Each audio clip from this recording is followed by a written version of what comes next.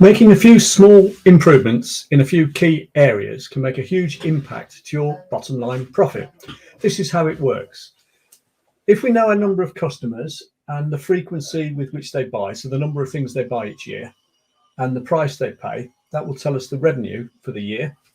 If we know what each thing we sell costs in terms of making or distributing it, that's the variable cost. Then the difference between the two is your gross margin. So you divide the difference by the sales price times 100. So in this instance, if we have 100 customers buying 3 times a year and each time they spend 400, then the revenue is 120,000.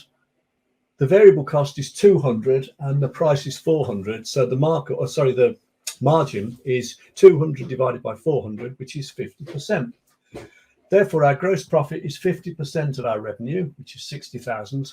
We'll have other fixed overheads, maybe some wages to pay, maybe rent rates, etc. So the overheads are 30,000. Our operating profit, our net profit, if you like, before other things like pension payments, etc., is 30,000. So if we could make a few small improvements in these key numbers, now I'm sticking to 10%. Now, the thing about 10% is if you do 10% in 5 key numbers, that's 1% a year. And if you can find the time to work on your business, then that doesn't sound too daunting. So if we could make a 10% increase in our number of customers, I can show you over 100, getting on for 100 strategies to achieve that. Make a 10% improvement in the number of times they buy, again, well over 20 strategies for that, and make a 10% improvement in our average price, not just putting our prices up, there's loads of other ways to increase your average price. Those 3 sets of 10% improvements, so 1% a week in each, would give us a revenue of 159,000 instead of 120,000. We'll look at our variable costs and see if there's any way we can shade anything off our variable costs. So costs of supplies, storage costs, loads of areas to look at there. And assuming we can find a 10% saving eventually there, then our gross margin will go from 50% now to 59%. Our gross profit would therefore be 59% of the increased revenue, which is 94,000.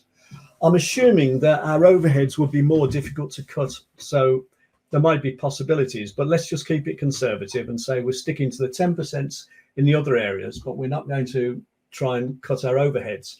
But even leaving our overheads the same, our operating profit would now be 94,000 minus the 30, which is 64,000.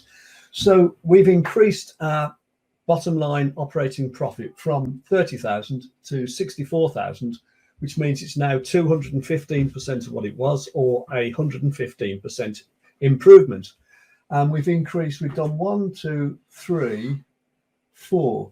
All we've done is made 4 lots of 10% improvements, so less than 1% a week, maybe 1% a week for 9 months.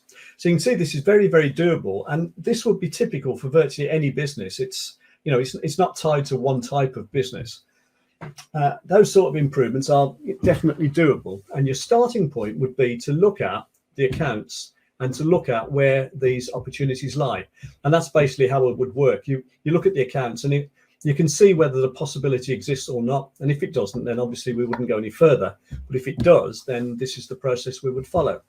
Now, what I've put here is that it all depends, first of all, on actually wanting to do this and believing you can do it. And that means you need to get your head right.